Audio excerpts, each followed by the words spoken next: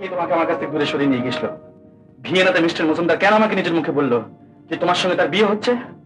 আমার লেখা প্রত্যেকটা চিঠি কেন দার্জিলিং থেকে ফেরত আসে যে সব কিছুর জন্য দায়ী তোমার দাদু? আর এই নাও, এইটা তোমার। মলি, কথা বলো মলি, কথা বলো মলি।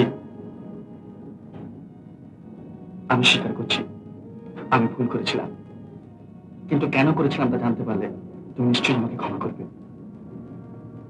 মলি। আমার সমস্ত জীবনটি আমি তোমাকে ছাড়িয়ে দেব, তুমি আমাকে সাহায্য করো, আমাকে সুযোগ দাও।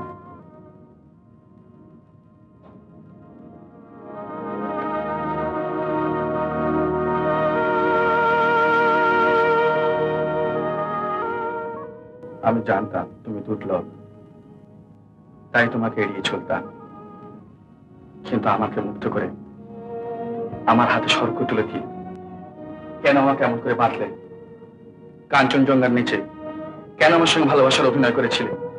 আমার দেওয়া সিঁদুর মাথায় তুলে নিয়ে কেন কেন সেদিন বিয়ের খেলা খেলেছিলে? আমার উচ্ছ্বাসকে তৃপ্ত করবার জন্য আমার মতো একটা গরিবের ছেলের হাতে মায়ের গয়না বেচা টাকাগুলো কেন তুলে দিয়েছিলে? যদি না থাকে তার মধ্যে কোনো অর্থ, যদি না থাকে ভালোবাসার সঙ্গে অনন্ত বিশ্বাস।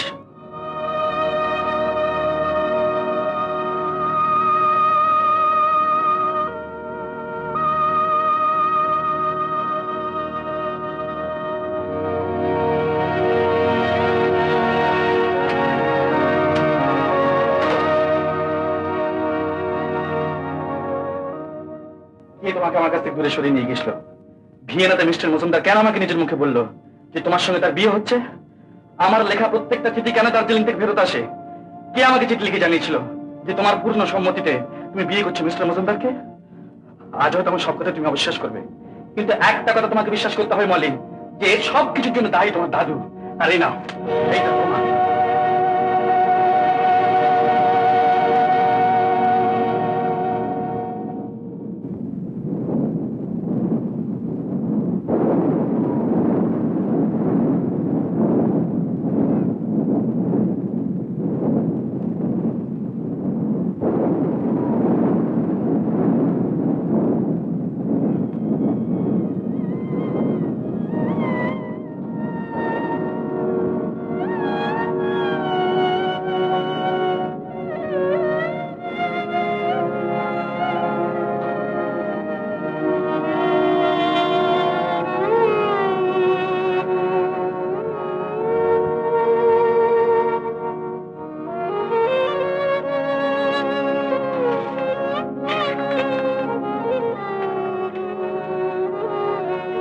জয়ন্ত, তোমার মতো ইতর অভদ্র জঘন্য চরিত্রের লোককে চিঠি লিখতে ঘৃণা বোধ হয়। মল্লিকাকে প্রলুব্ধ করে তাকে ঠকিয়ে তার টাকা নিয়ে বিলেতে গিয়েছো, আরো মতলবে আছো আমার দেওয়া তার সমস্ত সম্পত্তি উদ্ধারস্থ করবার। কিন্তু আমি বেঁচে থাকতে তোমার এই হীন কুৎসিত মতলব সিদ্ধ হবে না। লক্ষপতির নাতনির সঙ্গে লোফারের বিয়ে হয় না। মল্লিকার বিয়ে হচ্ছে তার পূর্ণ সম্মতিতে এক বিরাট ধনীর একমাত্র ছেলের সঙ্গে, যে কুলে ধনে মানে মল্লিকারই উপযুক্ত। যদি ভদ্র সন্তান হও আর ভব্যতার কিছু মাত্র তোমার মধ্যে অবশিষ্ট থাকে, তবে মলির এই নববিবাহিত জীবনটাকে নষ্ট করবার জন্য আর তাকে কোনো চিঠি তুমি লিখবে না। সে তোমাকে চিনতে পেরেছে আর তার নিজের ভুলও বুঝতে পেরেছে।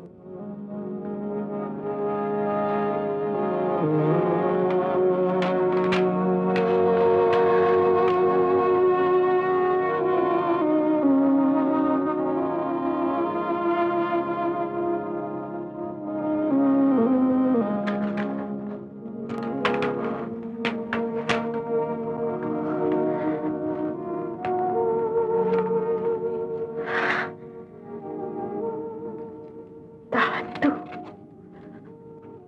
দাদু, দাদু।